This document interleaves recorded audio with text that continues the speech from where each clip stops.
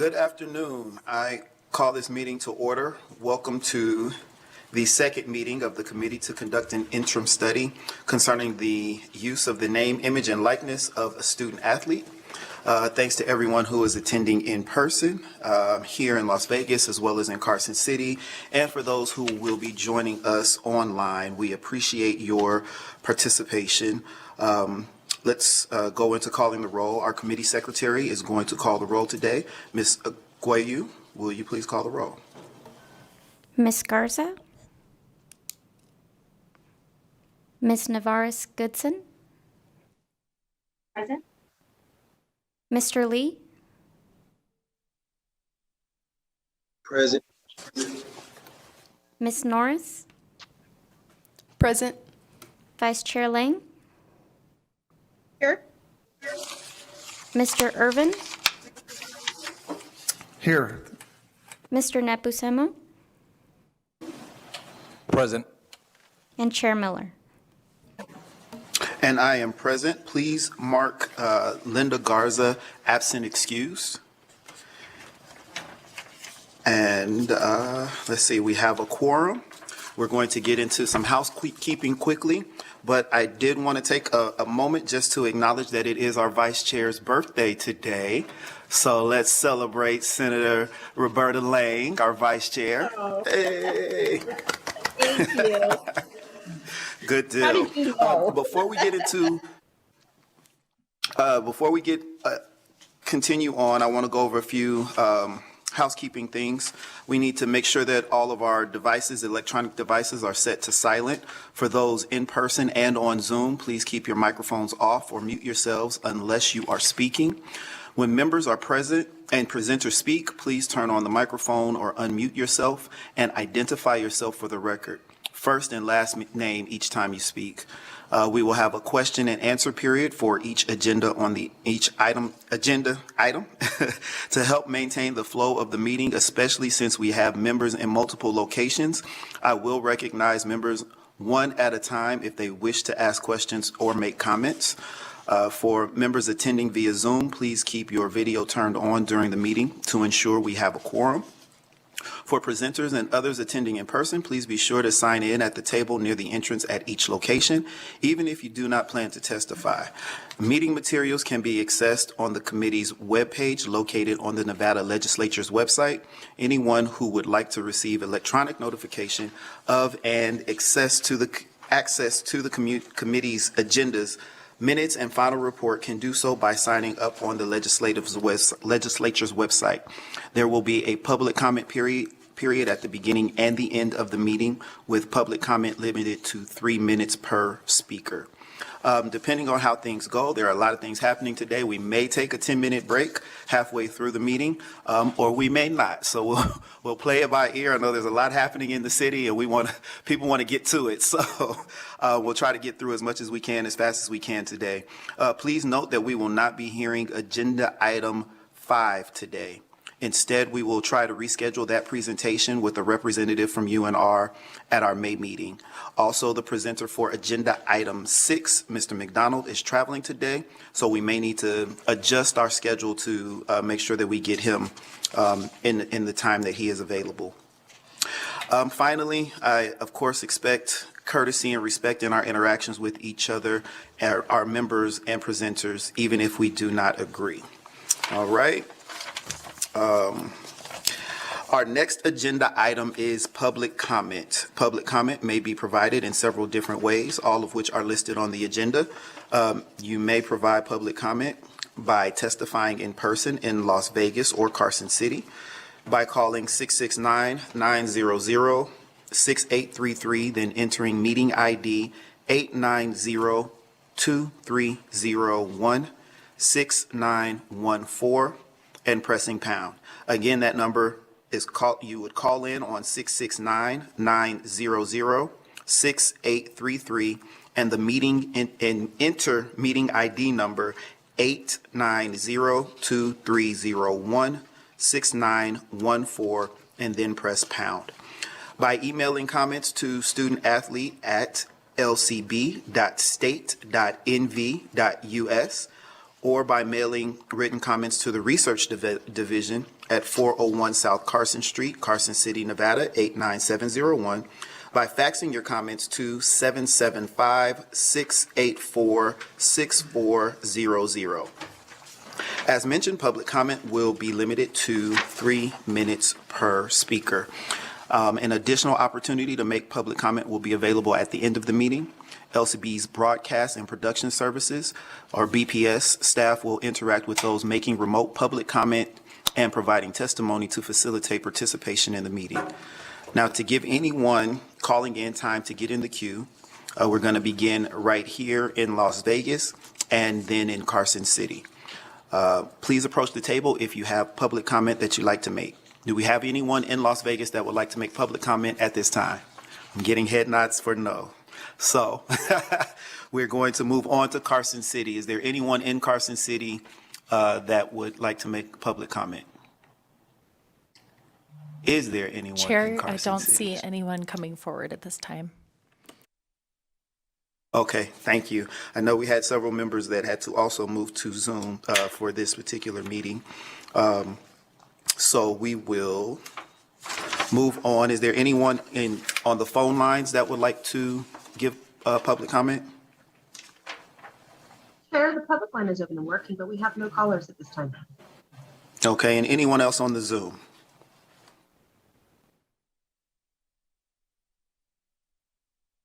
No. Okay. We will now go to agenda item 3, which is the approval of the minutes for the meeting on March 24th, 2022. The minutes are modified verbatim. At this time, I will take a motion to approve the minutes from the March 24th meeting. Would anyone like to make a motion to approve those minutes? So moved. I have a motion from Vice Chair. Does anyone second the motion? I'll second. This is Yvonne Navarro-Smithson. And I have a second. I couldn't. From Yvonne Goodson. Yes, thank you. I don't know if we can turn their volume up a bit. No? Okay. No problem. Let's see. Is there any discussion on the motion? Seeing none, all in favor, please say aye. Any opposed, say nay. All in favor, say aye. Aye. Aye. All right. Any opposed, say nay. I think that was everyone for an aye, and none for a nay. So the minutes are approved. I am at this time going to allow Devontae. I know you have a test that starts very quickly here. Thank you for logging on for the time that you were here. If you need to go, feel free to log out whenever is necessary. But thank you. Appreciate that. Thank you so much, Mr. Chairman. No problem. Go pass the test. Go be great. The next item on our agenda is item 4, is a presentation on current policies, programs, and challenges related to name, image, and likeness use at the University of Nevada, Las Vegas. We have UNLV's Stephanie Valentino and Samuel Hirsch with us in Las Vegas, and Casey Floyd from No Cap Sports joining us by Zoom.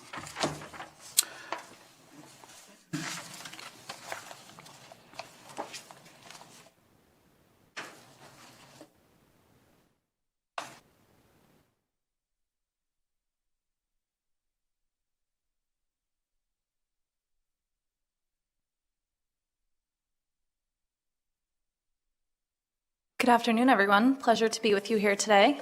My name is Stephanie Valentino. I'm the Assistant Athletics Director for Compliance at UNLV, and I'm a former student athlete. I played softball at UNLV and now have the privilege of serving in the athletics department. One of my main roles in the athletics department is to oversee financial aid for all of our sports, and I will let my colleague Sam introduce himself as well. Good afternoon, committee members. Samuel Hirsch, Associate Director of Compliance, former baseball student athlete at Newman University in Kansas, and I help Eric Nepomuceno on a day-to-day basis with name, image, and likeness.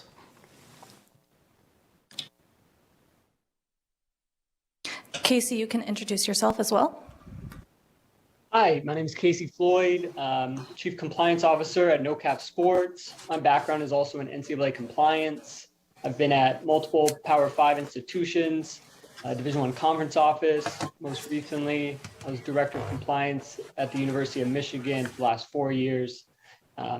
Also served on the NAC Legislation and Governance Committee that gave recommendations on name, image, likeness to the NCAA.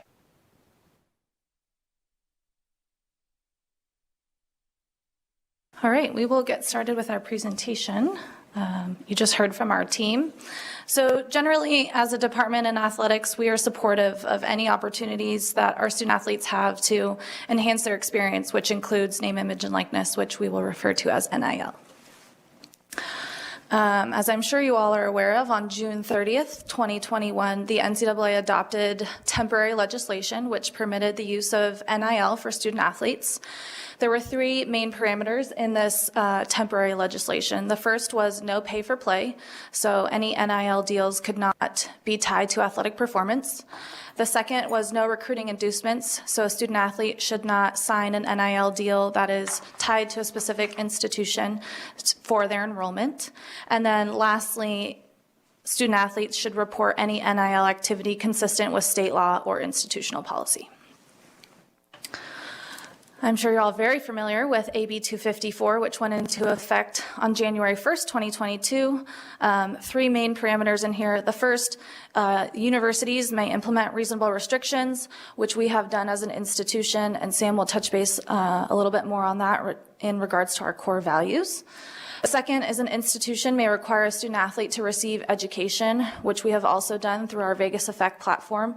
Sam will also elaborate on that in future slides.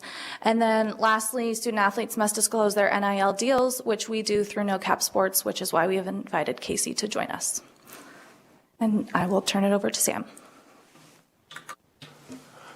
Thanks, Stephanie. As on-campus practitioners, I'll kind of just lay the foundation of what we currently know as it pertains to NIL and institutional involvement. Institutions may not prevent a student athlete from being compensated for the use of their NIL. There's three main things that I want to touch on. The first being student athletes must provide a service in return for the deal that they're going to execute. We call that quid pro quo. We make sure that student athletes are doing something for something as it pertains to name, image, and likeness. Secondly, student athletes can now be hired, may hire representation in marketing to oversee their name, image, and likeness efforts. I do want to note this is not to be confused with professional representation. This is representation specifically to marketing opportunities, and NIL would obviously fall into that category. Thirdly, NIL deals must be disclosed to us as an institution via our third-party administrator, No Cap Sports. That's consistent with our state law in Nevada and our institutional policy. Moving on to our policies and procedures as a campus and institution at UNLV. Student athletes must adhere to the following guidelines. First being that they cannot miss class, academic considerations, or any athletic activities for NIL engagements. We understand that with their academic and athletic responsibilities, that takes up a large portion of their day, and that is the reason that they attend UNLV ultimately is for those two areas, so we make sure that those are prioritized, and then outside of those hours, they're free to engage in any NIL opportunities as fit. Secondly, we are a Nike school. We require our student athletes to continue to wear institutionally issued gear for practice and competition, and any equipment that they received from the institution during practice and competition events. So if a student athlete maybe has a brand deal with a non-Nike or a non-institutionally issued gear, they could still obviously do that outside of their time, but when they're representing us as an institution, they still have to adhere to the institutional issued gear requirements. Third, the UNLV arch, that logo can be used, requested by the student athlete to use for an NIL deal. What this looks like in practice is a student athlete might be making a social media appearance or a public appearance, and then they could request that UNLV arch. They'll work with our marketing team, and then if the marketing team is comfortable with it, they would release and allow the student athlete to use that logo for an NIL deal. Furthermore, as an institution, UNLV Athletics provides education and all access to other resources such as brand awareness and any other financial literacy resources as necessary. And then student athletes are knowingly responsible for all NIL functions, which includes but is not limited to taxes, insurance, and contract requirements. So obviously 18 to 22-year-old kids that are engaging in NIL deals, we need to continue to obviously educate them on what tax implications, doing their taxes, any other financial literacy considerations as they continue to build out their brand and their NIL. And then finally, NIL agreements must align with our core values as an institution. There's two examples that I like to use here. The first one being marijuana usage. Obviously, in the city of Las Vegas, marijuana is legal, but from an NCAA standpoint, we continue to drug test our student athletes, and any sort of agreement or NIL deal with a marijuana dispensary, as an example, could violate our core values. And then the other example I like to use is sports wagering. Obviously, being here in Vegas, we're surrounded by casinos and sports books. However, at the NCAA level, it is impermissible to place a wager on any sport that has an NCAA championship. So these are two kind of key areas that we might flag on the front end as an impermissible NIL deal. Next, I want to get into what we don't know. So currently, the penalty structure from the NCAA has not been clearly outlined. I think on a day-to-day basis, as on-campus compliance officers, we are aware of what certain violations look like. A coach might have an impermissible contact with the PSA, and we know that that's going to most likely result in a secondary violation, and we would provide them with rules education on the back end. Something more egregious, like lack of institutional control, might result in a major violation. This is important because this allows us as compliance administrators to understand what we need to educate our coaches, our staff, and our student athletes on. With the NIL space, the penalty structure has not been clearly defined. So we, for the time being, are just trying to educate on every possible scenario that might come up. Secondly is the definition of institutional involvement. So currently, institutional involvement has not been defined by the NCAA. Some schools have been very conservative in this space. Some have been very progressive in terms of how they're going to handle institutional involvement. There's about 3 examples that I'll use on this. A student athlete might request gear for an NIL deal, and then depending on how the institution wants to handle that, they might give out gear for an NIL deal, or they may say, hey, you need to wear team-issued gear that you've already received. A second example would be facilitating a deal. So institutions might be very, very aggressive in this case and go out and facilitate deals for their student athletes. Others may, sit back and continue to educate. And then the third one might be facility usage. So a institution may provide facility access as it pertains to an NIL deal. But again, institutional involvement has still not been clearly defined. So there's a lot of gray area as it pertains to institutional involvement. And then the third is unintended recruiting advantages. So 2 examples that I'll use here is obviously pay for play and recruiting inducements. NIL, we can all agree, was great for our student athletes, the opportunity that they're now given to engage in NIL deals. What I think we might see moving forward is this turn into pay for play to get a student athlete in the transfer portal, a 2-year transfer, or even a high school prospective student athlete to attend a certain school in hopes of getting an NIL deal in return. And then I'm going to pass it back to Stephanie Valentino to talk about NIL implications on federal financial aid. Thanks, Sam. So we have a fair amount of student athletes that qualify for federal aid, financial aid, whether that be Pell Grant or other federal grants. And we are still unsure of how NIL deals will now impact that. So as an example, someone might have an expected family contribution that's very low, and they might qualify for the maximum amount of Pell Grant. Now, if they are involved in these different NIL activities and they have additional income, we don't know what that would look like down the road if maybe this additional income makes them no longer eligible for their Pell Grant. So these are all things that we're trying to educate our student athletes on to just make them aware that there could be potential implications in this area, right? Is your $1,000 NIL deal worth you potentially losing your $6,000 Pell Grant? So these are things that we're trying to educate our student athletes on the front end. Moving on to our Vegas Effect platform. This is our institutional name, image, and likeness. It's a 3-pronged education that focuses on educating our student athletes and providing them with the resources to maximize their NIL opportunities. 3 buckets here, the first being training. This is on-campus education for our student athletes, our coaches, our staff, and our community. This would involve donors, boosters, season ticket holders. Again, we want to educate all the appropriate parties that could be involved in this space. We have semester meetings with our student athletes. We'll meet team by team and we'll discuss name, image, and likeness as one of the items. We continue to educate them. Additionally, part of our toolkit will provide on-campus resources and target presentations. When we rolled this out in July and August, we understood that the first part of NIL is just being mindful of your brand, what kind of deals you want to do, who you want to partner with. So we brought in a branding awareness speaker again to educate our student athletes just on what to be mindful of and considerate as they continue to pursue the NIL space. Finally, the takeoff, that's No Cap Sports. That's going to be our third-party administrator who we have partnered with to help us with the disclosure process. They provide great resources, modules that student athletes can go on and complete, receive more education and information there. Moving on specifically to No Cap, this is a partnership that we have with UNLV and No Cap that provides our student athletes with necessary knowledge and a platform to navigate their NIL. A couple high-level things here that student athletes are able to do in No Cap. The first being contract receipt. So when they have a deal, they can upload a contract.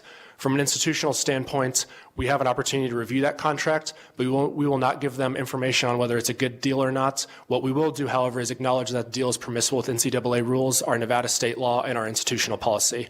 We encourage disclosure on the front end, which allows us to obviously review and make sure that the deal meets all of those permissible channels prior to execution. Secondly is agent registration. We spoke on that marketing agents are now permissible. Representation for NIL deals is now permissible. No Cap Sports allows agents to register as agents in the platform, which would allow us to continue to monitor what agents are representing our student athletes. Third is tax documentation preparation.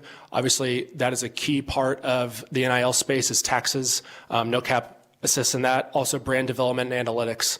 A lot of student athletes, especially in non-revenue sports, may not have an idea of what they're worth, what a Twitter post is worth, what an Instagram post is worth. No Cap is able to take some of their information they're following and kind of give them a number of what they think that they could get for a post, such as on Instagram or Twitter. And then finally, No Cap is used as an open marketplace for NIL opportunities. So student athletes can receive offers through No Cap Sports, but they can also apply for offers from businesses that have applied and set up accounts with No Cap.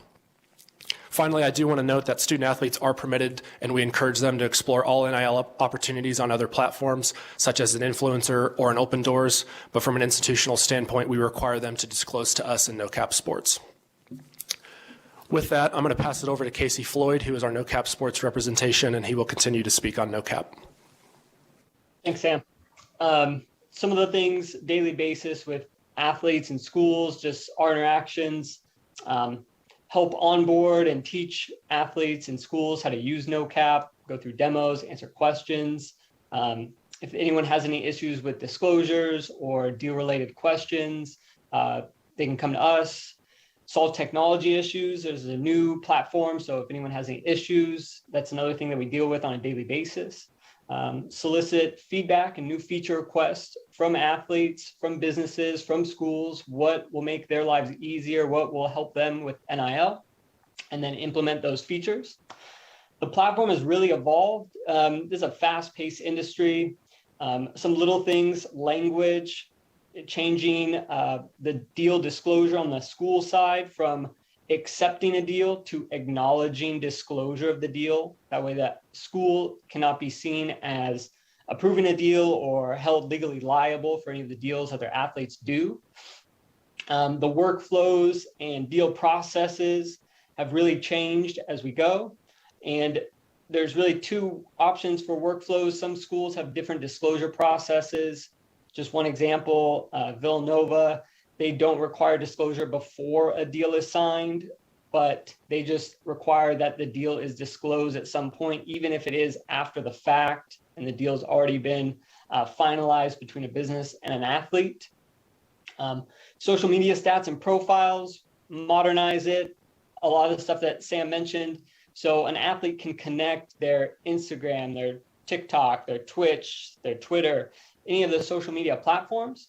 We pull in that data and we can provide all of the social media metrics. So it'll show them their followers, the engagement rate of their followers. So this is how often someone likes, clicks, comments, shares a post.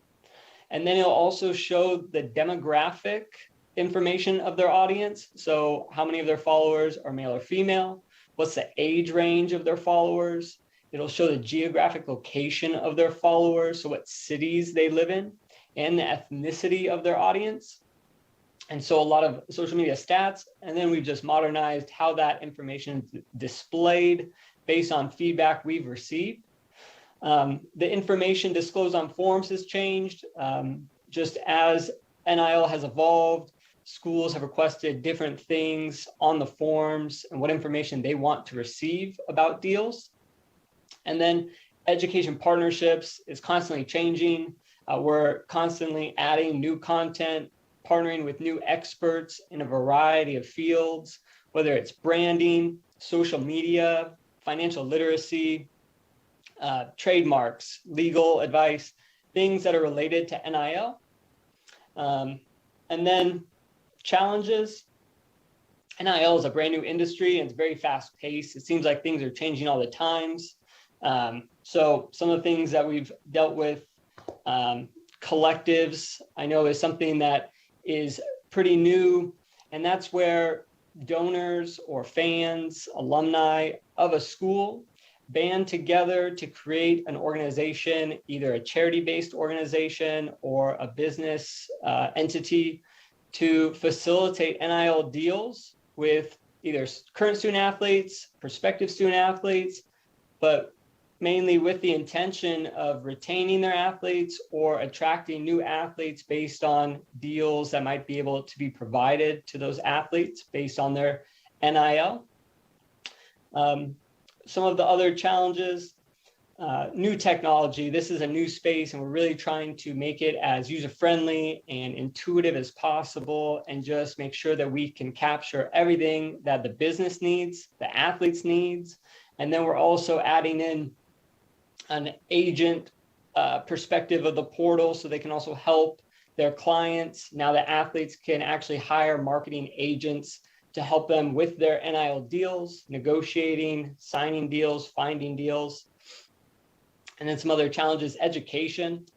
I think, I've been on campus for a long time and I'm sure a lot of people just already know intuitively, but you really only have a limited time with student athletes. They're very busy individuals, whether it's sports, academics, personal life, being a college student, and family. So really trying to condense the education into bite-sized content that's 2 to 3 minutes. We're breaking them out into chapters so then athletes can easily search and find the education information that they're searching for and then deliver it to them in a condensed format that'll fit the attention spans of everyone in today's society. And so I think that's always something that we're working on. Thank you, Casey. Next, I want to talk about the challenges from an institutional standpoint at UNLV. First, being limited guidance from the NCAA. As on-campus compliance practitioners, we operate per the NCAA manual, which outlines all the rules from recruiting to playing in practice seasons, financial aid, and so on and so forth. With the guidance we've received from the NCAA, we've been left with a lot of gray area. The compliance structure that we have is we're always able to point to a rule or an interpretation when we give that to the coach or a student athlete of why. This is why or this is why not. With the current rules that are in place from the NCAA, again, there's a lot of decision making operating in the gray area. Secondly, definition of institutional involvement. I spoke earlier about institutional involvement and how this has not been clearly defined. Again, this really makes our job as on-campus practitioners difficult without the guardrails put in place to know what we can and can't do as an institution as it pertains to NIL. Thirdly, donors and boosters involvement. This is obviously a space that they want to get involved in as it pertains to name, image, and likeness and student athletes. We continue to educate our donor and booster groups, but we are still unaware really of how much or how little donors and boosters can be involved in the NIL space. The second challenge is state laws. Differences in policy. Not every state has a state law. Some state laws might be more progressive versus more conservative. So a school in one state might have a competitive disadvantage or advantage compared to a school in another state. The NCAA and the state law is silent on a couple of practical application areas. And again, our day-to-day jobs, some of the things that we need to apply, there's still not guardrails to know how we should make a decision, whether we're going to be permissive or impermissive in a certain space. Third is reporting and penalty structure. We talked about the penalty structure for NCAA rules. The penalties and what a violation of NIL really looks like right now has still not been clearly defined and outlined.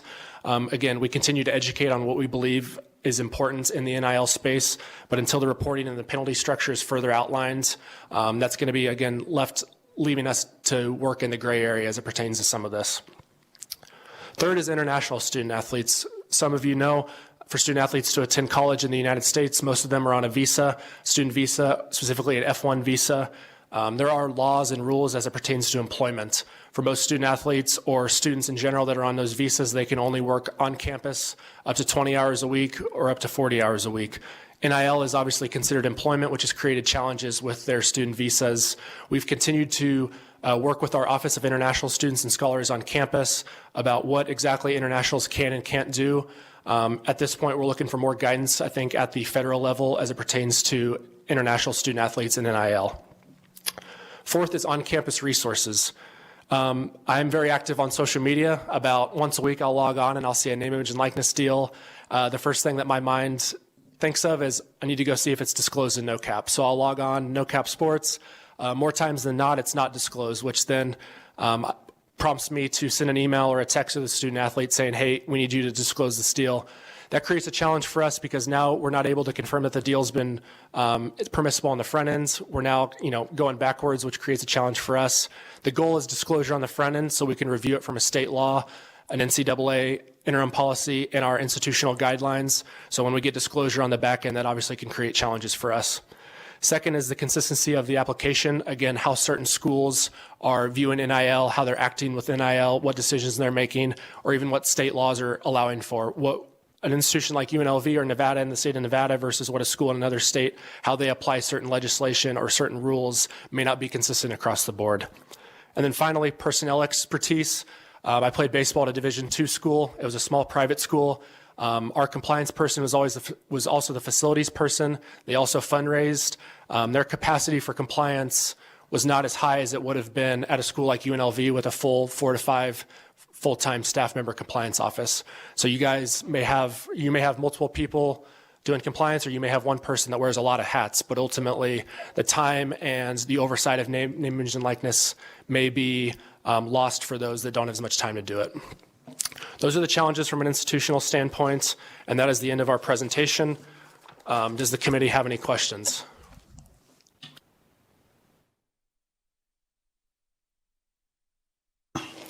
Thank you for the presentation.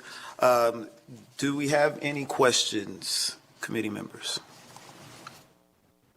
We got 1, 2. We have any on Zoom? Just want to see where all the questions are. Okay. If I'm going to ask for a moment here that we make a quick adjustment, if you guys can stick around a little bit, we can hold on to those questions for right now, only because, did we lose them again? Our next presenter is going through the airport, and so he's got a very limited window of time, and I want to make sure that we're able to get that information from him, but it looks like he's hopped off, so we're going to go ahead and start with our questions. We may need to interrupt and come back to questions for this particular topic. But Mr. Irvin, I saw you first, so if you can go with your question. Thank you, Chair. Dexter Irvin. Really, you kind of answered the question, Sam, a little bit, but are there consequences for non-disclosure? Or are you guys, what's been the approach for that? Because obviously, with the NCAA, there always seems to be consequences, which is good, but are we just addressing those, or is there actually consequences that have to be reported? Thank you for the question, Mr. Irvin. From an NCAA standpoint, lack of disclosure has not been outlined. Some state laws require disclosure, some don't. From an institutional standpoint, we have a policy and procedure in place that if we identify an NIL deal that has not been disclosed, we'll send a formal email to the student athletes outlining the deal and that they need to disclose to NoCap Sports. If that deal does not get disclosed, we'll send a follow-up email and we'll copy their head coach so the head coach is aware. Really, the leverage we have at that point is we will say, per our state law, disclosure is required, and the ability to continue to practice and compete in collegiate athletics could be impacted if you don't disclose that deal. From that point on, disclosure always happens, and from that point, we really don't have any issues.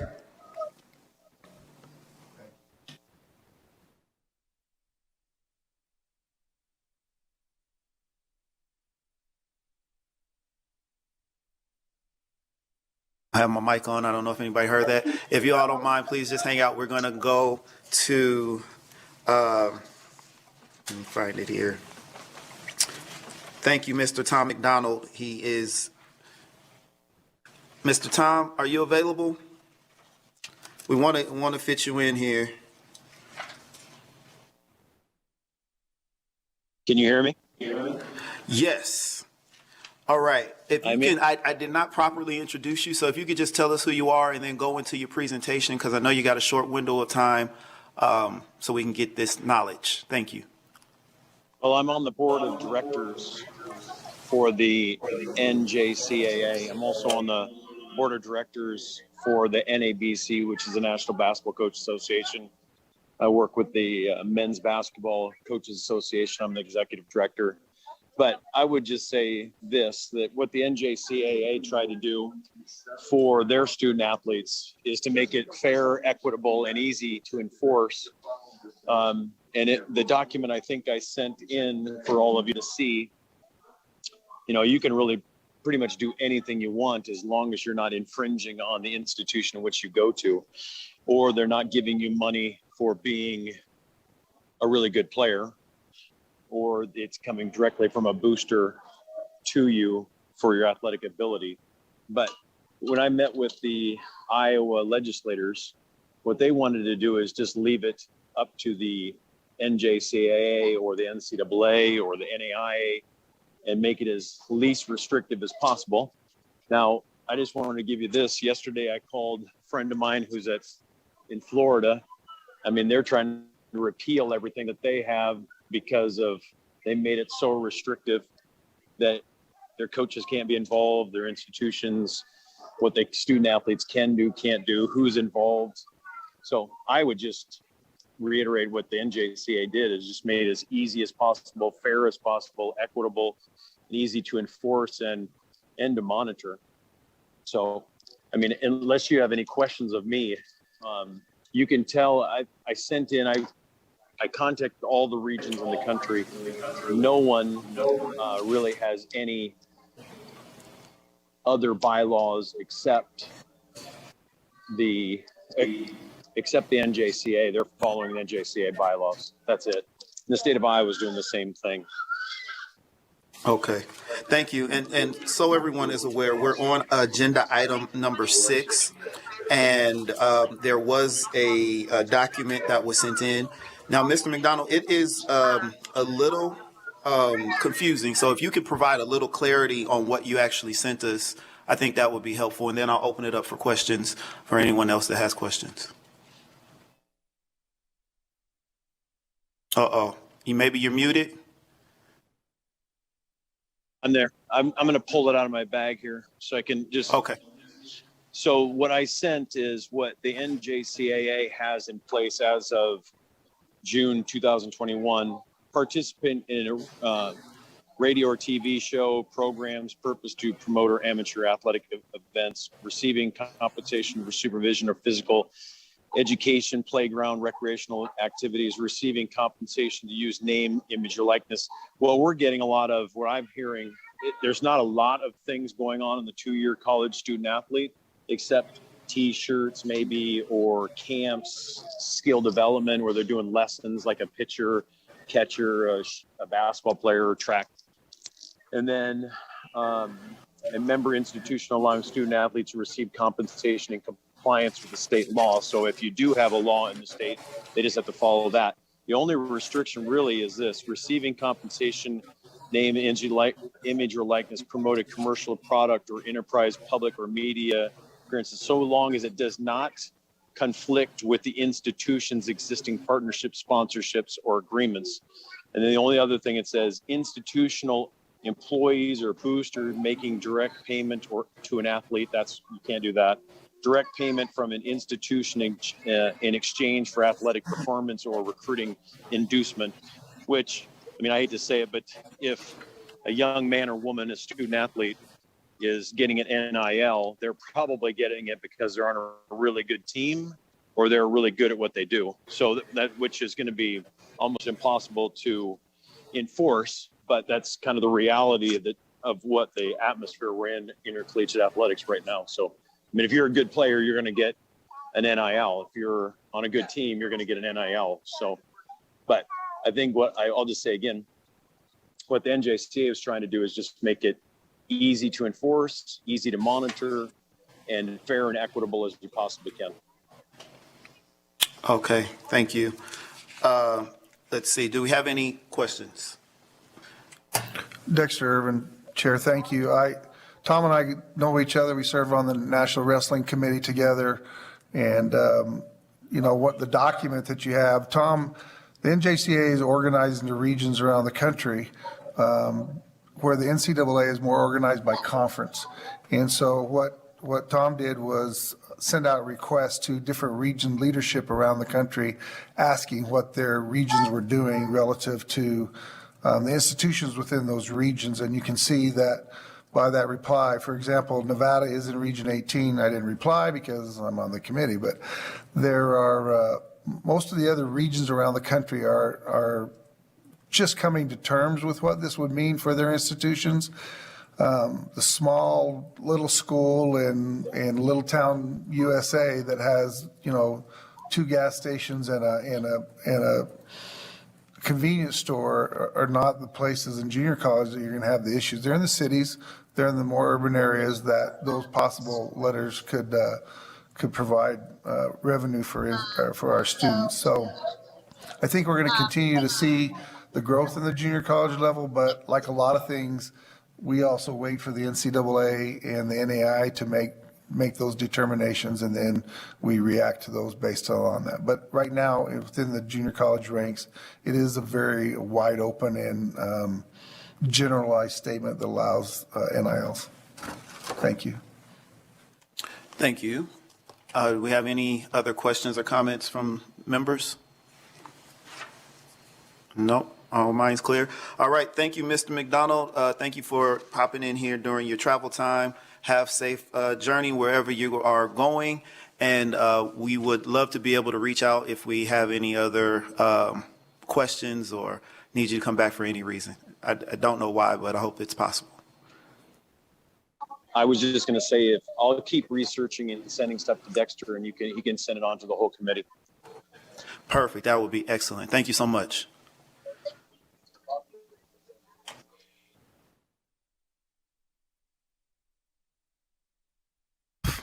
Still getting used to these buttons. Thank you all very much for your patience. We are going to return back to agenda item 4. And we were on question and answer at that time. I believe we're going to go in this order. Eric, and then I believe Vice Chair has a question, and I see another hand pop up there. And that's Yvonne, yes. So we will go in that order. Thank you. For the record, Eric Nepomuceno. I have 2 questions, actually. The first one for Casey. And Commissioner McDonald spoke a little bit about this in terms of what our goals would be in this particular space to create something that's fair and equitable for all to apply.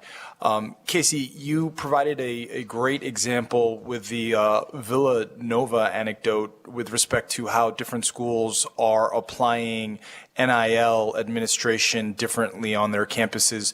Could you give us other examples that you've seen other schools use and maybe other schools not use? And then can you also give us an idea of how many schools you're currently working with? Absolutely. Thanks, Eric. We're working with about 65 Division I institutions, a ton of Division II and Division III. We don't market to them. It's just as word of mouth comes in that we onboard and help them as well. And then to the first question, I'd say the disclosure process is one thing that I've seen very different amongst institutions. And then the level of involvement. There's a few states that allow the school to actually be involved in the deal, help facilitating, actually help sourcing deals. I know Montana, I believe, is one, and then Tennessee just changed their state law. So I'll be interested to see how that plays out. We do have a couple schools in Tennessee.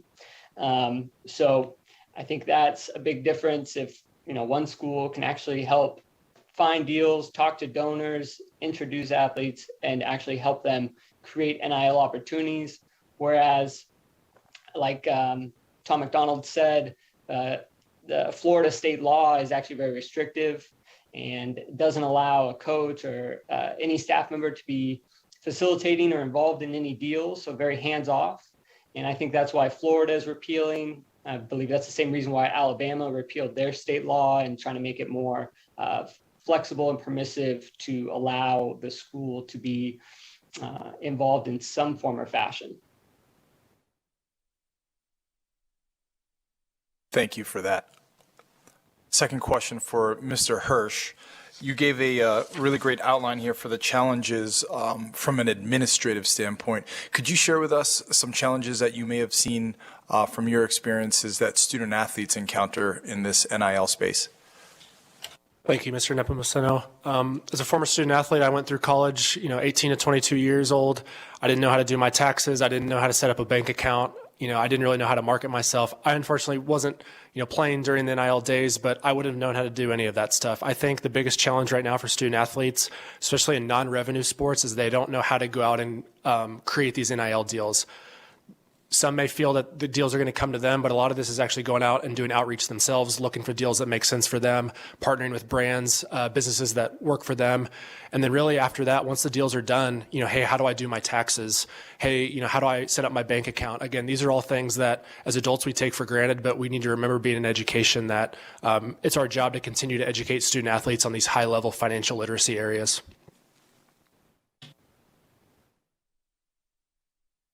All right, thank you. And we are going to move on to Vice Chair Lang.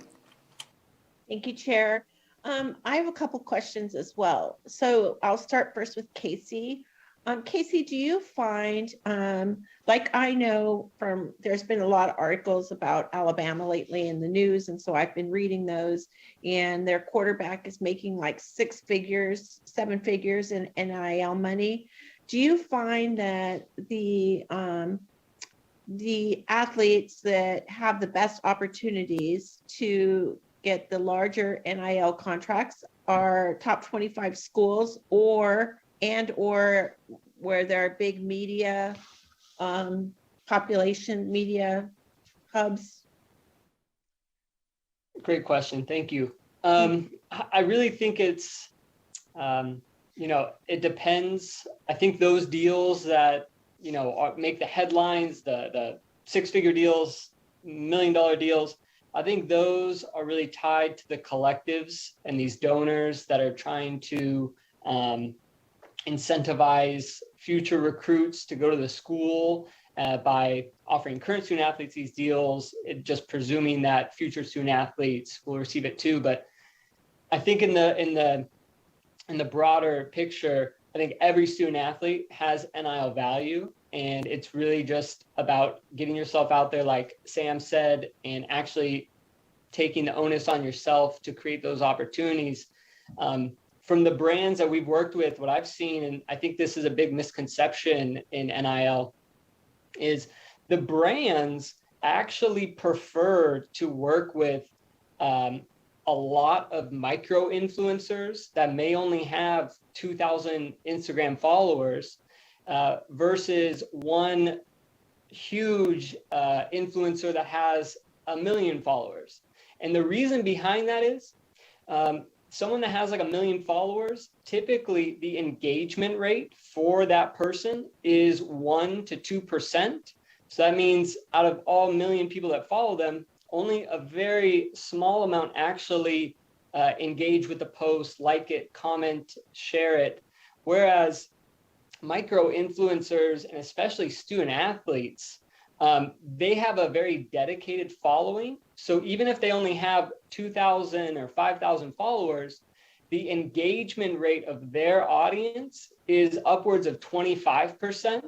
So from a marketer perspective, they would much rather use a platform like No Cap Sports that can help them reach 50 influencers and spread the money out from their marketing budget, because they get a lot more bang for their buck in return, because the engagement rate is so much higher with the micro influencers. So from that standpoint, would you, because one of the things I'm concerned about, we had a presentation from the NC2A, and I really felt like they have a hands-off approach, that they're not making any decisions, let it go how it's going to go. We'll follow the process and see how it goes. And then if we need to step in, we will, or wait for some national legislation to happen. And which is troubling to me, because I think that what I'm really concerned about is the recruiting, right? And that some schools will have recruiting advantages over others, where in the past kids would choose a university based on their program and how they could better their skills by being a part of that program. And I worry about that being lost, because then it's to get your top level athletes, it's more about the NIL contracts that we can get. And so I guess to put that into a question, I'm wondering if what you see in that realm. Regarding whether or not I think the NCAA will actually regulate? Yeah, and then about the recruiting. So if you think about the athletes that you have, that you represent, or that are a part of your group, do you see those athletes moving more to universities based on the money and the contracts they can get, or is it still about the program?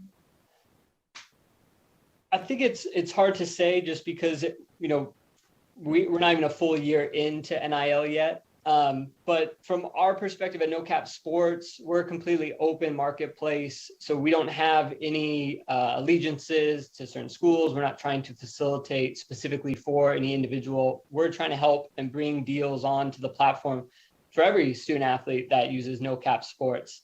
I do think, just being practical, I do think that NIL deals will influence in some form or fashion 18 to 22-year-olds that a majority of them do not have financial stability in a lot of cases. I worked on campus for almost a decade, and a lot of student athletes in the revenue producing sports, men's basketball, women's basketball, football, do not usually come from socioeconomic backgrounds that are very strong. And so I could see an NIL deal being attractive to help them or their family. So I do think it's going to play a role in some way to recruit them to schools. But I still think the majority of student athletes, that's a large chunk that are not in the revenue producing sports, I think they will still put the school reputation, the degree, the program, all of those things ahead of NIL deals, because presumably they're not going to be looking at life-changing money. So I think to some degree it depends on the student athlete and the situation.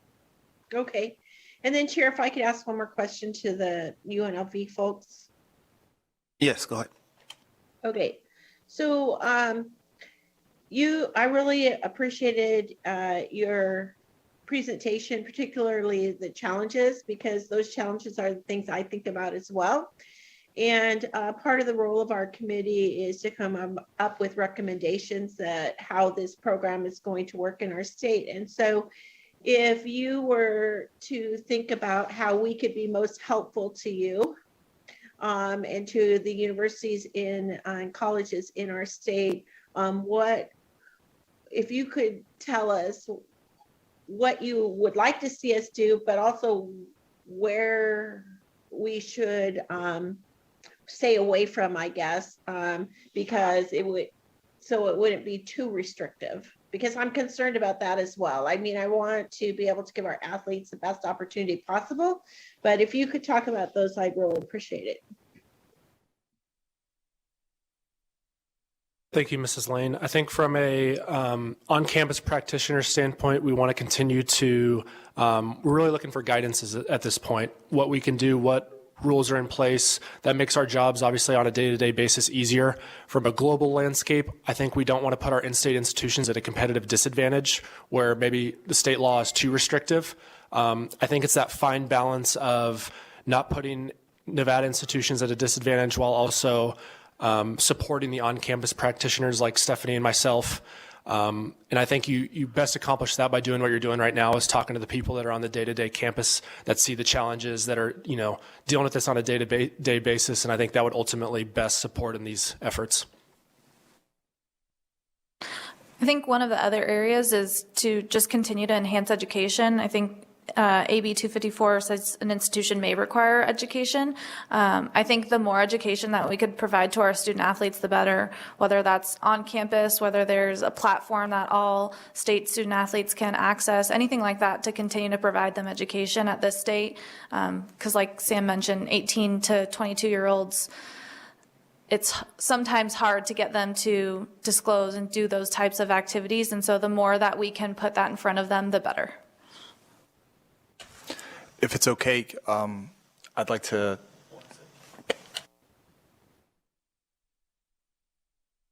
Go ahead. I'm good for right now.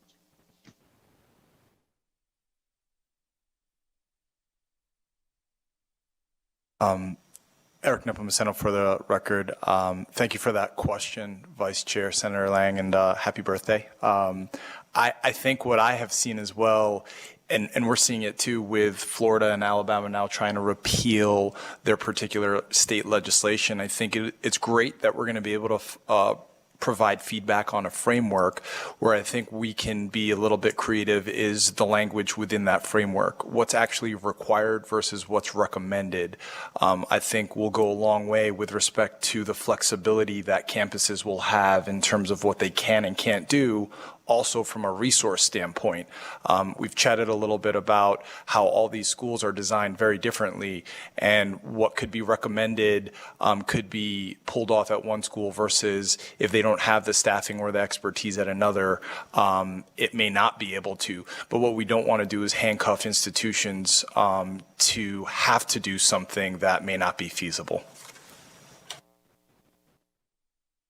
All right, thank you. And next we are going to go to Yvonne there on Zoom. I see the hand went down. Do you still have a question? Thank you, Mr. Chair. Actually, Vice Chair Lang was channeling my question. It was more along the lines of one of the challenges represented by UNLV was sort of the differences in state laws. And I was just curious whether the institutions through this process would have recommendations to us about what types of information they would want in the state law. So in other words, what types of state laws would not create a competitive disadvantage for our institutions in this space and those types of things. I just wondered if that might be forthcoming from any of our institutions as far as recommendations.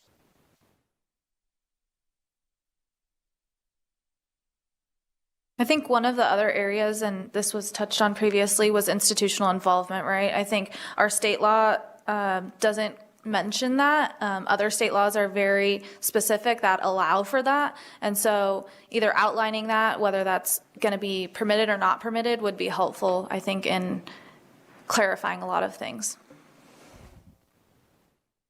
I think I would just add to that, when we file as an institution an official NCAA interp, the NCAA will come back a lot of times and say, defer to your state law or your institutional policy.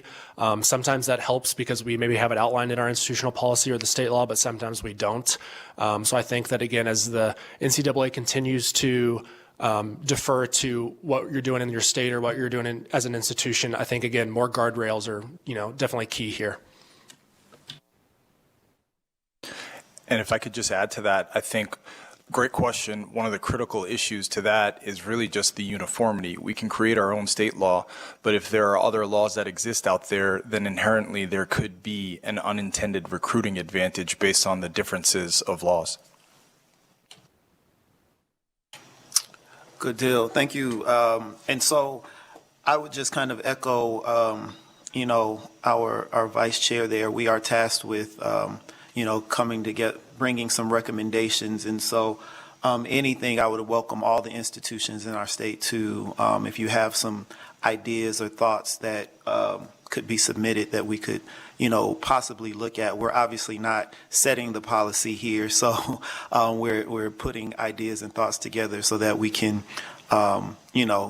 establish some framework that can then be modified as quickly and efficiently with the national, whenever that happens. We want to make sure that our students here are, able to take the full advantage, but they also have the greatest support, as well as our institutions, so that we run good programs. Okay, I have another question from Ms. Norris in Carson City. Yes, Caitlin Norris for the record. And I had a question surrounding kind of standout students in smaller institutions and smaller divisions like not D1, and how their possible social media popularity could be marketed through third-party groups like NoCap. And so I was just wondering how, with the current popularity of apps like TikTok, and how athletes are able to go viral and then grow a very large following those viral videos, how smaller students and smaller student athletes in less noticed institutions could market off of their popularity.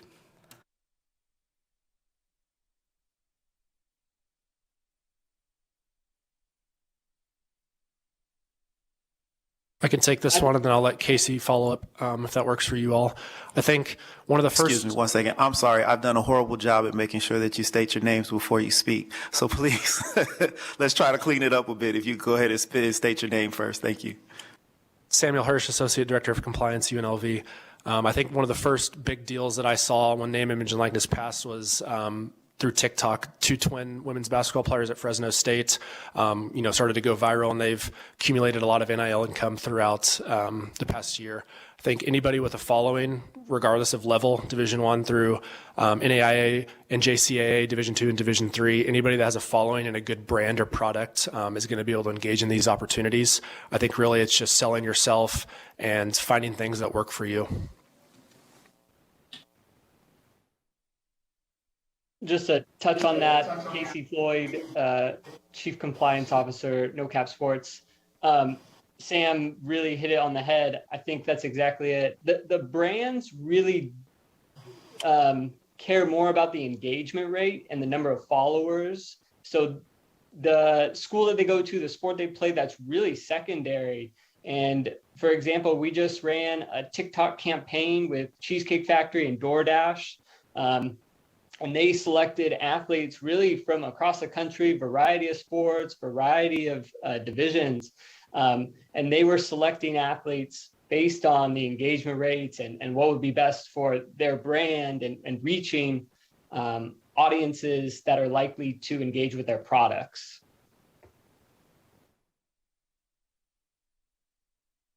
Okay, thank you. Is that good, Ms. Norris, or you have another question? Yeah, that cleared up my question. Thank you. Perfect. Thank you. All right. I just have a couple of short, brief questions here. How many NIL students do we have at UNLV?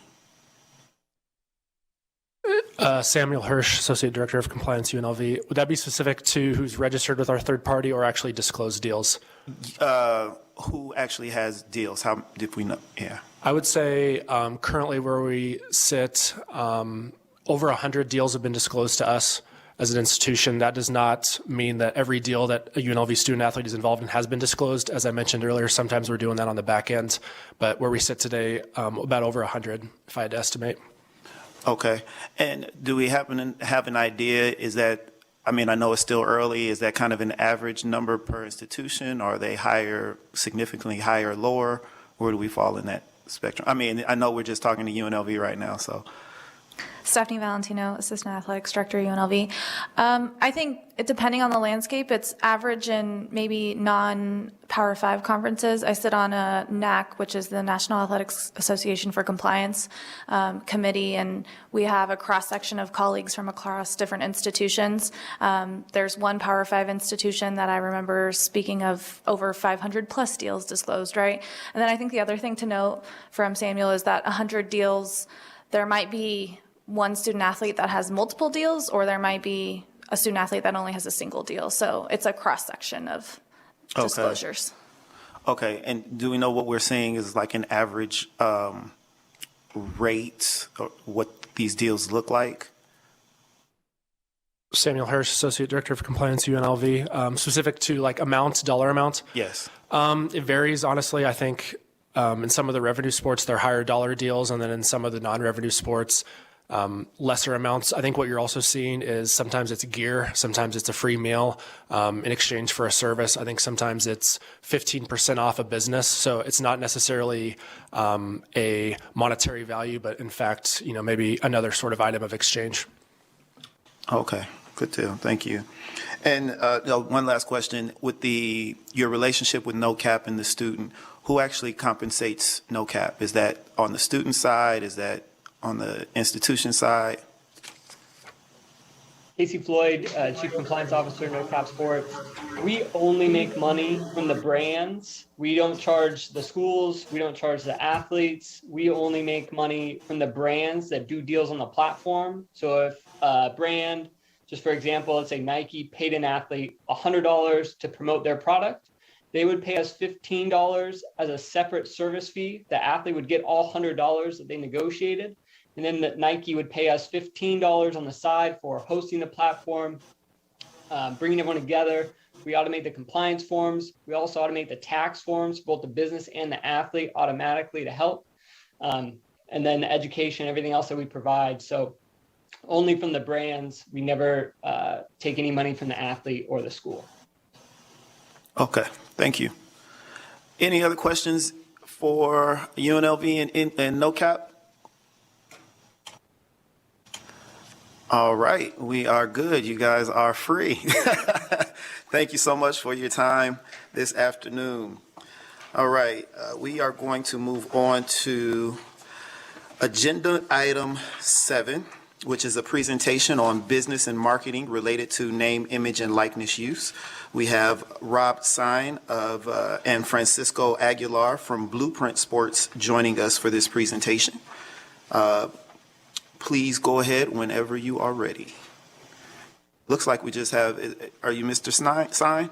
Yes. Am I saying your name correctly? Yes, correct. Okay. Thank you. And then do we have Mr. Aguilar online or? No, he is not able to make it today. Perfect. You're flying solo. No problem. Thank you. They trust me. Go ahead and start whenever you're ready.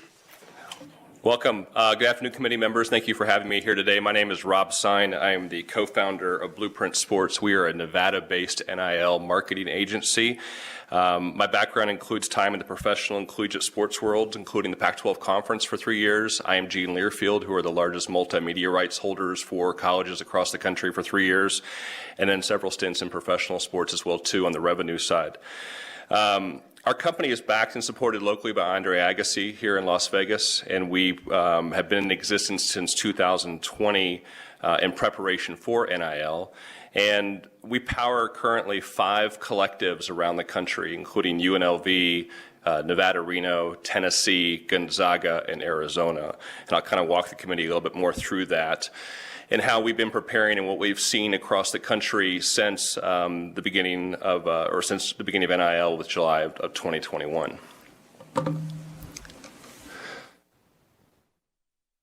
So if you guys can all see the screen, perfect. So the evolution of NIL has come fast and furious, and there's been a lot of pivoting that's occurred across the country, including with our own company. We started out as a traditional marketing agency, allowing student athletes to be on a platform, social mobile marketplace that allowed them to find brands and businesses and use sports families to do sports training across the country.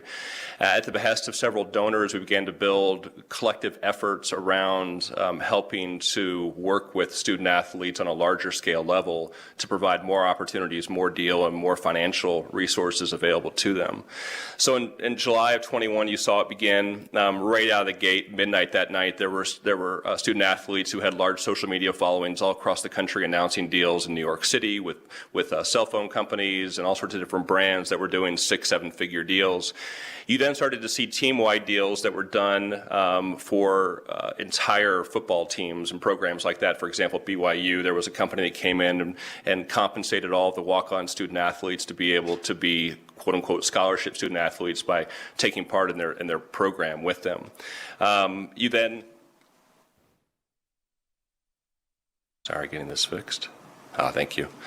You then started to see collectives launched in September of that year, and so the Gator Collective, University of Florida, became one of the first ones. And one of the features that was unique to them at the time was crowdsourcing and marketplace funding. So people could sign up and have subscriptions to get unique kind of red rope access to student athletes that nobody else could get.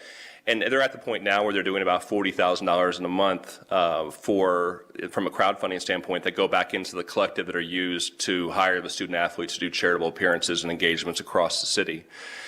In the winter of 21, you began to see more and more groups. Open Doors. Open Doors is an example of a company who's been around for a long time. They're what I would call bulletin board companies. So student athletes post themselves on there, list their social media statistics, their links to their platforms, and companies and brands come on there and look for opportunities to work with them. And as some comments have been made earlier, the idea is that the more engagement, the more of a social media influencer you are, the more opportunities you'd have from that standpoint. In the spring of this year, there are 60 known collectives, and I'll talk more about that in a minute, that have been established across the country.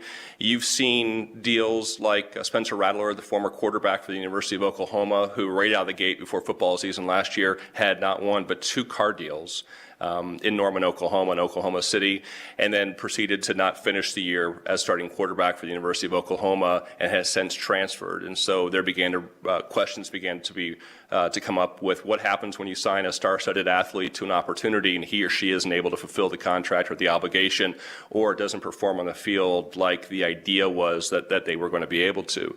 And then that begins to cross over the pay-per-play conversation and a bunch of other red tape. It's a slippery slope.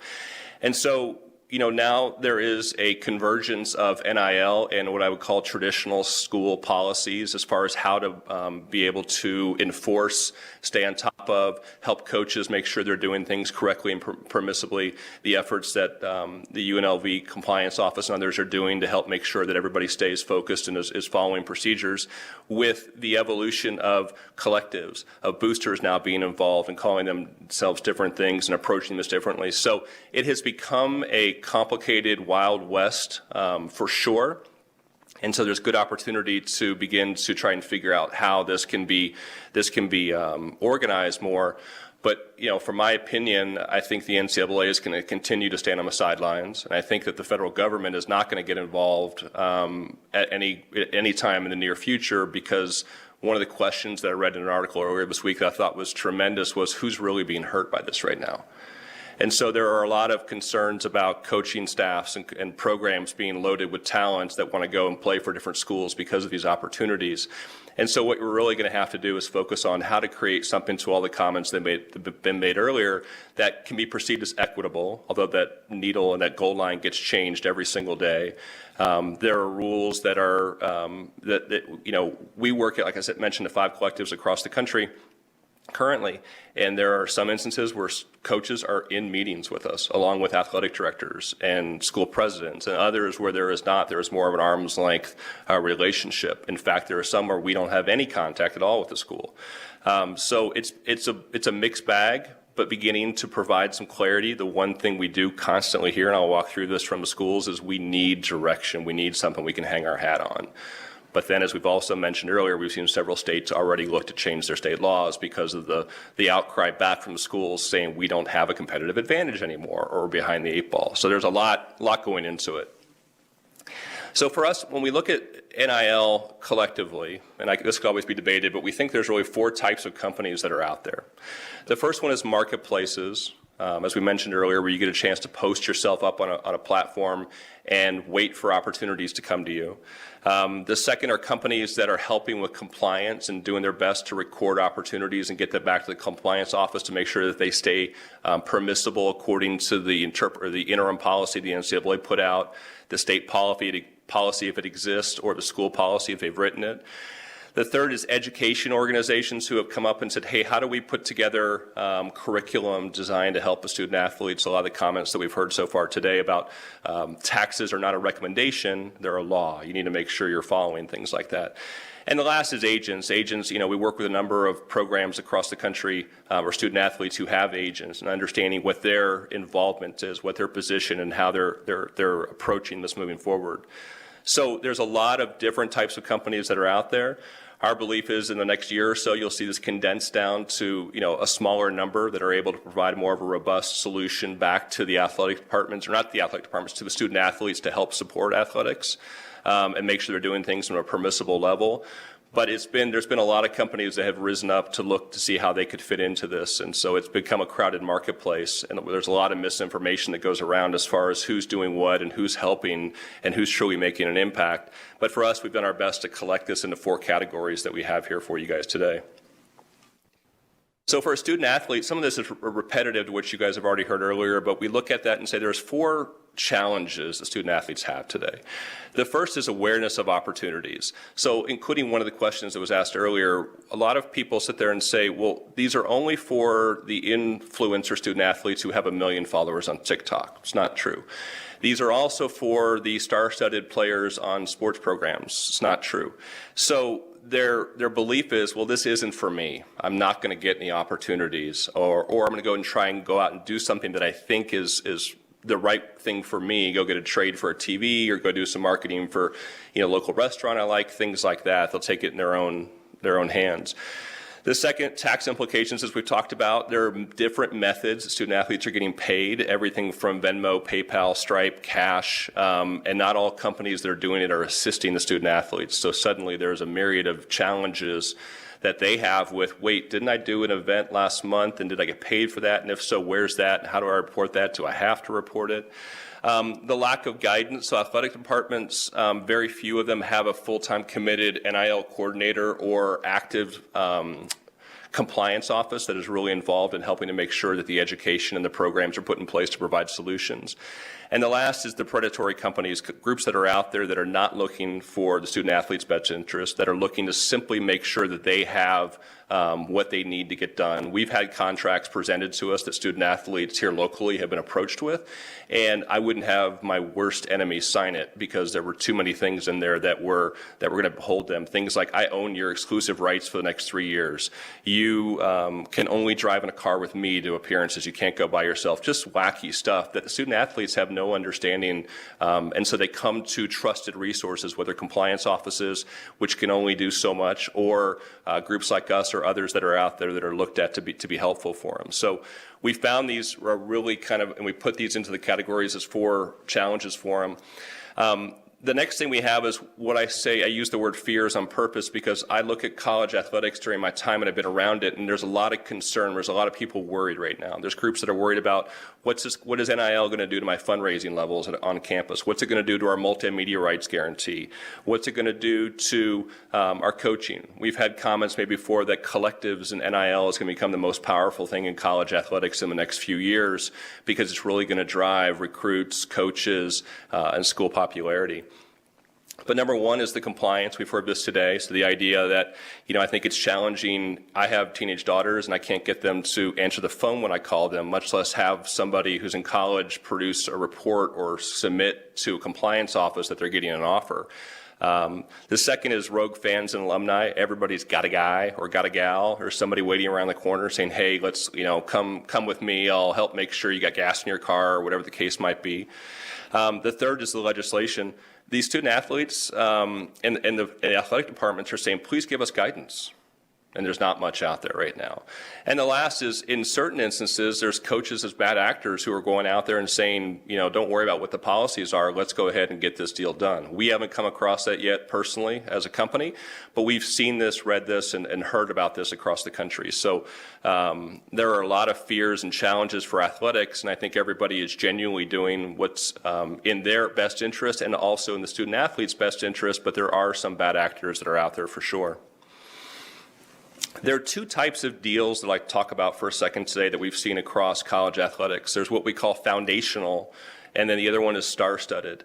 And so foundational is things like, let me give you a couple examples. It could be a team-wide deal, like we have an example on here today, or it could be the fact that a student athlete comes from a background where his family doesn't have, or her family doesn't have great credit, and so they go to apply for off-campus housing and have to put down a larger deposit because their credit isn't very good.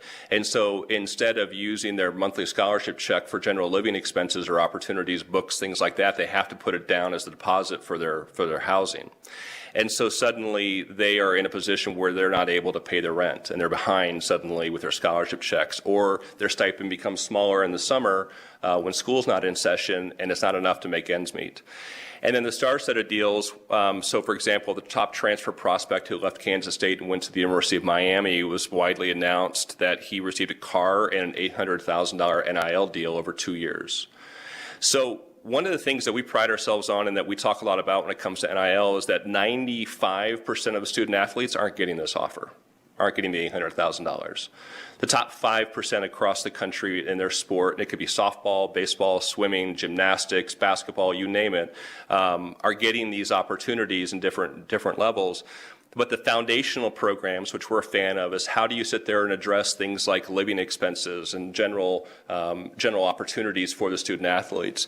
We helped to put together a program for the UNLV men's basketball team last year that was backed by Finley Automotive and Logic Commercial Real Estate here in Las Vegas that provided every member of the men's basketball team, including the walk-ons, $500 a month in exchange for appearances and engagements throughout the community during the season. And the feedback from the team was that it took some pressure off of them. It was nice to know that they had this on a regular basis and they are working directly to say, okay, where's our appearance next month? What are we doing? Who are we engaging with? What are the opportunities that are out there? And so programs like that, we believe, really make a foundational difference. Rising tide lifts all boats. If you can continue to make student athletes and programs stronger, this is a great way to have a positive impact from NIL. Other examples we've had, there are 34, 35 members of a soccer team, and there's 9 scholarships. So how do you spread that around? Or you look at college baseball teams that have some of the same challenges as well too. So how do you help make sure your student athletes are paying attention to their academics? They're making sure that they're handling their responsibilities to the athletic department in the university, and they're not driving DoorDash during class or on the weekends till 2 or 3 o'clock in the morning because they're not able to make ends meet. That's not every student athlete, but those are real world examples that we've come across and seen since July of last year that we've worked to put programs in place to help alleviate some of that. So let's talk about collectives for a second. So an NIL collective is a group of passionate fans, could be donors, could be supporters, could be businesses that come together to create name, image, and likeness opportunities for student athletes at their favorite university. So our company specifically gets together with groups of donors, supporters, businesses, and helps put together a compliant and structured program around the athletic program and focuses on the sports that they want to focus on. They raise oftentimes several hundreds of thousands of dollars, if not millions of dollars together, and then work with us to deploy it in a compliant manner back to the student athletes and to help them continue to make sure that they have some foundational and some merit-based programs if there is somebody that they're in charge of that they think is not in charge of but a fan of that they think is really worthy of a good opportunity. Collectives are not affiliated with the schools. We don't need an athletic department to say, yes, we want to work with you guys, but we prefer to be in good harmony with the athletic department. We understand what their mission and goals are. And while they're not always directly aligned together, the idea is how do you play nice in the sandbox, so to speak. Like, for example, at UNLV, we have every 2-week compliance calls to have conversations with Eric and Sam and their team to ask questions, to share information that we're hearing. If they have questions for us, they're able to do that. We understand fundraising goals. We understand working with multimedia rights partners. We've had instances with some of our collectives where we've ended up writing a check to the multimedia department, the Learfield group that's on campus, in order to do something around a spring football game. So it's best for us to work in harmony with the athletic department and understand their goals and objectives, but we are not directly affiliated with them and operate outside of their purview. So we call our collectives friends of, and we have 5 currently. We've yet to continue to change a few of these that are out there, but the Friends of program is powered by us, and we handle a number of things that we'll walk you guys through. But we've got the Friends of Baseballs at Tennessee, Friends of Spike at Gonzaga, Friends of the Pack at Nevada, Friends of UNILV here locally, and then Friends of Wilbur and Wilma with the University of Arizona. And each one is focused to make sure that we are following procedures, following compliance, and following the programs that either the school or the state have put in place to make sure they're permissible for the student athletes moving forward. So our approach, again, is full transparency, is making sure that we work, for example, within university or UNLV. We're working with the student athletes to make sure that they follow the right reporting procedure and the process for compliance that they've made request on. So we provide the student athletes with their materials. They then go back and report it through another third party. We also have the ability to pipe the compliance, the offers right into compliance for acceptance or denial, approval, et cetera. And the last part is education, tax reporting, and opportunity vetting, really going through and making sure that we're working. We have local teams in each town we work in, so this isn't something where we do it remotely from a different state or a different city. The idea is, how do you get embedded into a community to really truly understand the student athletes, their needs, their wants, understand athletics, their needs, their wants, and work together to create a harmonious program that is compliant and works together. But we handle everything from the deals being accepted or coming to us. We handle everything from the appearances, things like making sure the student athletes know what to wear on an appearance. None of you guys may or may not be surprised, but student athletes don't know what they should wear. What should they say? Do they have Sharpies with them when they actually need to sign autographs? Do we need to call an Uber to make sure they get there on time? Things like that. So we consider ourselves a third or fourth parent at times, but the idea is to help make sure that we teach them how to be professionals off the field, off the court, outside of the gym, as well as they're learning what they're learning while they're currently at school. Tax reporting is an interesting one because a lot of people can do the 1099s. What we've started to do is offer a solution where we'll impound 20% in taxes from every transaction and make quarterly payments back to the IRS directly on behalf of the student athletes and provide them back with statements and resources on that. So again, our goal is to look at how do we make this as streamlined and easy as possible, following the law, following compliance guidelines, and making sure that the student athletes can focus on what truly is the most important, which is their education, their performance, and their requirements to the university and athletics, and then building their brand outside of all of those. So, you know, our answers to challenges that face student athletes are fourfold. So one, our collectives are non-exclusive. The student athletes do not sign away their rights to work with us. It's a free market. They can work with whoever they want to, so they opt into programs that we have. Even with programs like the car allowance program that we mentioned earlier, the team-wide foundational deal, we had student athletes who would opt out of it each month if they had a conflict or one of the student athletes had an agent and so it wasn't a good fit that month, whatever the case might be. So we come to them and bring opportunities to them instead of them having to sit back and wait for somebody to knock on their door and say, hey, I think you're pretty good, I'd like to work with you. The second, I talked about the tax implications about how us withholding taxes and then being able to make quarterly payments. Because we have the dedicated team in market who works with athletics, who understands from a national perspective as well things that are happening, we're able to sit there and be that resource for the student athletes. Again, hey, I've got a contract that somebody offered me. Will you guys take a look at it? Hey, I'm not sure how to handle this. Would you guys, help me with this? We also bring in experts and resources to talk about. The UNLV men's football team, the graduating seniors last year were able to earn a free custom-made dress suit from a former alumni and a local businessman in town. And one of the things that were required by the student athletes was to go through financial literacy online course. And so they were able to begin to understand what it was they were getting into, and they were able to graduate, and we were able to help send them off in style. They had a brand new custom-made dress suit, and we had student athletes crying in the dressing room and on the phone with their parents saying, I've never had this opportunity before. So when you get a chance to help change some lives and do things like this and help educate them and prepare them for the future, that gets you really excited to be able to know that you're in this for the right reasons. And the last is the predatory companies.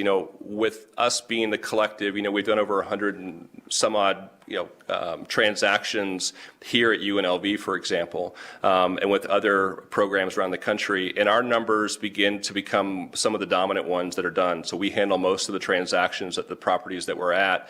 We're able to begin to make sure that they know that if there's a trusted resource they can go to, they have options. Also, businesses, brands that are looking for opportunities know to come to the Friends Of program. That's where you start to have that conversation. So it begins to galvanize the community.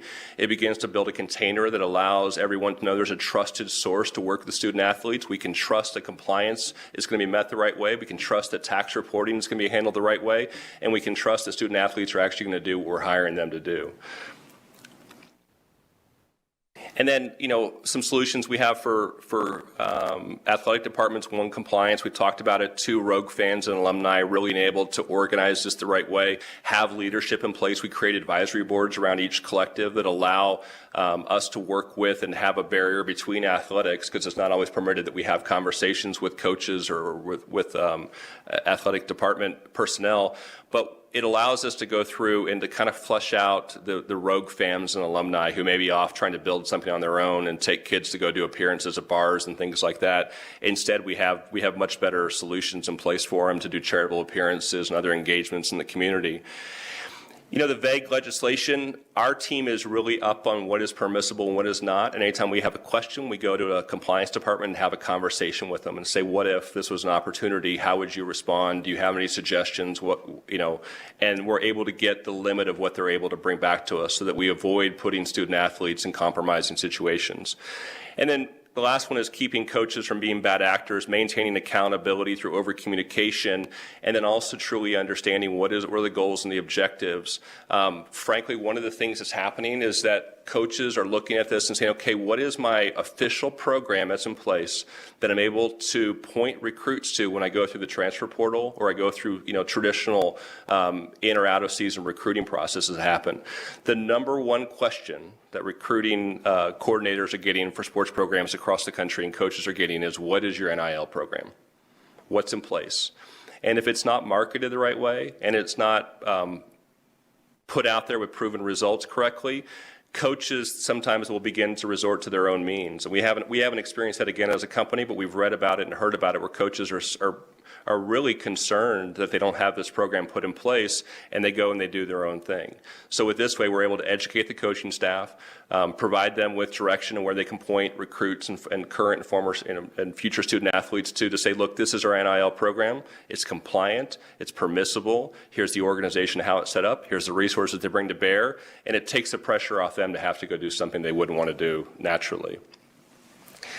So at the end, I really think that this is a tremendous opportunity for you all and from a recommendation standpoint to help keep Nevada at the forefront of NIL. There's a lot of opportunities to continue to be able to change and to empower the student athletes to make a difference in the community. Again, this isn't all about going out and getting car dealers. It's about how can you do youth sports coaching?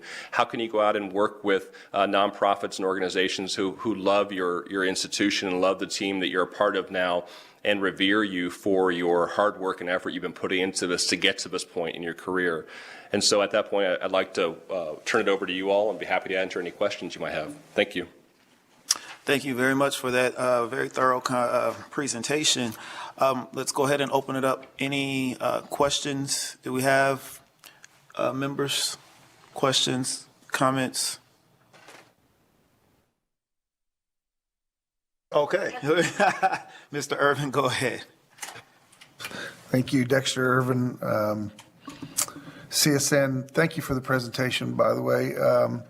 Couple of questions.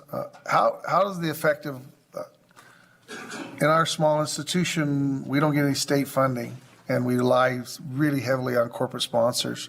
And so how does your program affect those corporate sponsors? I know UNLV and UNR have extensive corporate sponsorships with Learfield and others, but they also get a large subsidies from the states, which we quite frankly don't. And so it concerns me as a small college guy that the corporate sponsorships evaporate because the NIL deals are going to the students, and then we can't fund a program for everyone. Does that make sense? Yeah, it completely does. So again, Rob Stein, co-founder of Blueprint Sports. So it's a great question. There are three sources of revenue, and then I'll get to answer your question, that I believe are out there from NIL. One is donations, contributions from donors. The second is really crowdfunding, folks that could live all around the country that want to contribute $10, $5, $25, $100 one time or a month. And the third is corporate partnerships. With all of those, each one raises a red flag around the campus because they think, what does this do to cut into the current pie that I've grown here and worked so hard over the years to build? We believe and approach this as an and conversation. Our goal is not to go out there and undercut current efforts and goals, but the idea is how can you do what you're currently doing to support the athletic institution and be able to serve and work with the student athletes. I think, frankly, this is my opinion, there is going to be a movement in the future, though, where brands who have had only access to look like they support athletic programs by doing multimedia rights deals, they're going to begin to see that the most valuable piece of that is the student athlete himself or herself, and beginning to work with them could perhaps provide a better impact. So I think that that is something to be very aware of. So you're spot on with that. But I also think that it's about how you have an and conversation as much as possible. Continue to support, continue to be an official sponsor, and these are opportunities to engage and work with the student athletes directly. And I've also seen multimedia rights companies begin to insert solutions into that to help with social media opportunities that can give some of the brands the ability to do both, continue to be an official athletic sponsor, and work with some of the student athletes via social media. Thank you. Yeah, the specific one that you mentioned for UNLV men's basketball, again, it's a whole different world for us in smaller environments, but they haven't been specific or haven't been as and oriented, if that makes sense. We've run into as the market has grown in Las Vegas with professional sports, the money's trickling up and not down, and so that becomes kind of a greater challenge for us. Thank you. The second part of my question. You mentioned, again, an unintended consequence. And so in your agreements, for example, you said a student may not show up, so you have to call an Uber. Well, and that used to be a violation of extra benefits. So is that now part of the agreement that you put together? Does that make sense? In other words, you're controlling the appearances, right? And so if Dexter doesn't show up and you call an Uber for Dexter, now we committed a violation, or is that built into the agreement already? Does that make sense? Yeah, thank you for the question. Again, Rob Stein, co-founder of Blueprint Sports. That is part of the program that's built. So when we don't control the engagement, the third party comes to us and says, I want to work with you student athletes, or the donors pool together money that say we want the student athletes to go do appearances. And so a contract is built for every one of these. And there are contingencies put into it that say, if you're not able to get there, if you don't have transportation, an Uber will be provided as part of this deal that you're doing. Again, all of which is signed off on by compliance ahead of time. If I go back real quick to your last question again about the corporate partnership, specifically the pie getting smaller, again, I think that's why I personally believe the collectives are important, and having the local boots on the ground are important, because a lot of this needs to be focused on new money and new opportunities that are out there instead of low-hanging fruit that everybody wants to call on and go after. The example with the men's basketball team with Findlay Automotive, they're a large sponsor of UNLV athletics and pretty much everything else here in town, and they wanted to put together this program where they went out to help find other donors to be a part of this and fans and supporters to be a part of this as well too, so they weren't having to foot the whole bill. It was truly the collective approach.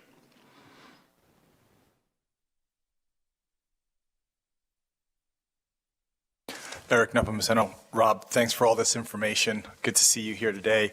I really feel like our spaces balance each other out, right? We're on-campus practitioners. You're kind of out there in the trenches. I appreciate how you ended this in terms of Nevada must continue to be at the forefront of NIL. And I'll take it back to your first slide that talked about the evolution of NIL. So if you were to kind of peek around the corner and build out, slides 7 and 8, where do you think this is headed? Thank you again, Rob Stein, Blueprint Sports. That's a loaded question, right? I made the comment earlier. That's my personal belief that the NCAA isn't going to step in to create additional rules or official rules anytime soon. I could be surprised tomorrow. It could have broken while we were in this meeting. I don't believe that from a federal standpoint it's going to happen within the next year or two. My belief is that it's going to continue to be what you see now. It's going to continue to be in this purview that where it is up to the states to help build a program that on one hand is supporting their institutions and giving the student athletes the opportunities they're supposed to, and while the other side of it keeping them competitive. One thing I would guess, I haven't heard this I've heard this, but I don't know anything specific on it. One of the things I think will begin to be looked at is I could see TV conference deals or TV deals for conferences begin to be shared. A portion of that begin to come out and be shared directly with the student athletes. So that is something that I've heard. I don't know anything about that is actually happening. But as you look ahead, when I joined the Pac-12 conference, they went from 10 to 12 schools, and the Pac-12 network was born. You start to look at some of the money that comes out of these next round of negotiations and the programming for these TV networks, and you begin to think about, well, instead of $3 million a year getting given to each member of the conference or whatever the amount would be, what if X percent was taken out and paid equitably across the student athlete base on campus, because they're the ones that are helping to build that programming along with the institutions. So that's one thing that I continue to believe could be a discussion point in the future. But I don't have anything to know that that's truly going to happen right this second. It's a guess at this point. I think collectives are here to stay. I think the decision behind them is going to be, the benefits behind them is, one, they're proactive for student athletes. So this isn't just a star-studded deal. It's the other 95% of the student athletes. How do you go out and do programs? Like at UNLV, for example, we focus on football, men's basketball, women's basketball, men's and women's soccer, golf, and baseball.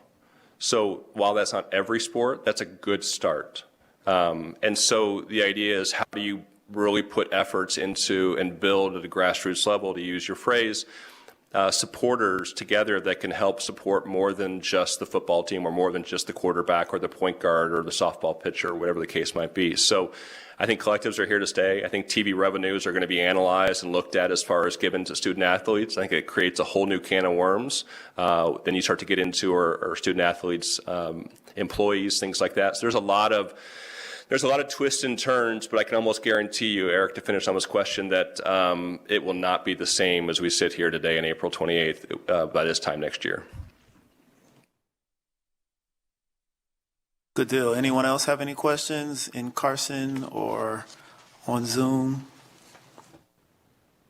Nope, we are good. Okay. Thank you, Mr. Sine. Thank you for your time and for the presentation. I hope that if we have more questions or need to reach out again, that you'll be available to us. But I think this was very good and thorough. So with that being completed, we will move on to our next agenda item, which is agenda item 8, and it is public comment.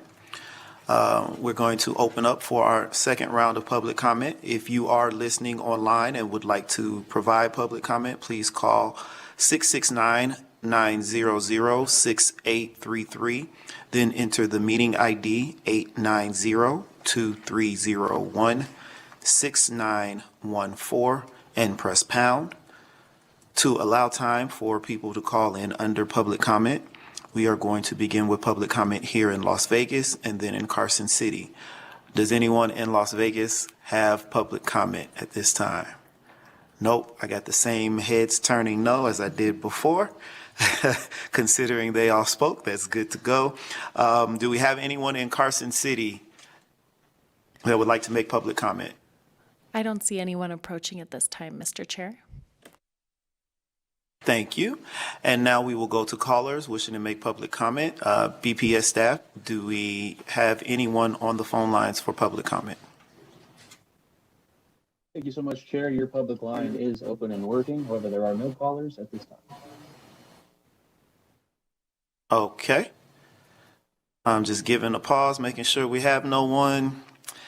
And I think we are clear. They told us we're clear, so we're going to keep moving forward. We are coming to the end of this meeting, so thank you all to the members, staff, and everyone who testified before the committee today. Your information was valuable to how we move forward. Again, I want to encourage everyone who has spoken today, if you have recommendations on how we can start to put this framework together so that we are attractive and supportive with our NIL deals, our athletic programs, and for our student athletes, please submit that to our committee so that we can put that together and look at what we present to the Education Committee as a whole. An archived video of today's meeting will be available online. And finally, I would like to note that to the committee members that after today's discussions, if issues pop up on your radar that you think this committee may be interested in reviewing, please let me know. And our next meeting will be on Thursday, May 26th at 1 p.m. While I prefer we meet in person, we have that virtual option as well. So please do whatever you can to participate. My staff will be reaching out to everyone to make sure we know what your preference is. That concludes our business for today. Again, I want to give Vice Chair her birthday celebration. And thank you for tuning in. I know you're traveling and taking care of the grandbabies. We appreciate you. That concludes our business for today. We are adjourned.